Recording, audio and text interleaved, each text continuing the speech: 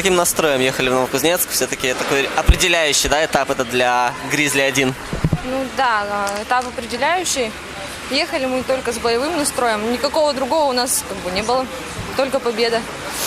На этом этапе настраиваетесь в первую очередь на противостояние с Кузнечанкой или какие-то еще команды могут, на ваш взгляд, удивить? Я бы сказала, что Кузнечанка не то, что принципиально, она не принципиальный игрок. Это турнир в первую очередь. И настраиваются мы, девчонки, мы настраиваемся на любую команду. Неважно, какая она в таблице турнирной.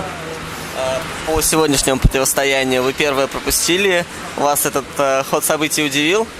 Нет, абсолютно. Это был рикошет, это игра, командная игра, поэтому здесь все что угодно может произойти. Долгое время счет был 1-1, вплоть до конца второго периода. Вы не переживали за результат, что не сможете забить? Тренер был спокоен, говорил, что будьте спокойны, забьете свое. А вы как игроки это ощущали? У нас, так скажем, мы не успели раскатиться. Разминка закончилась очень быстро. Мы не раскатились. И, в принципе, это первая игра после дороги. Несмотря на то, что мы переночевали, здесь уже в Новокузнецке.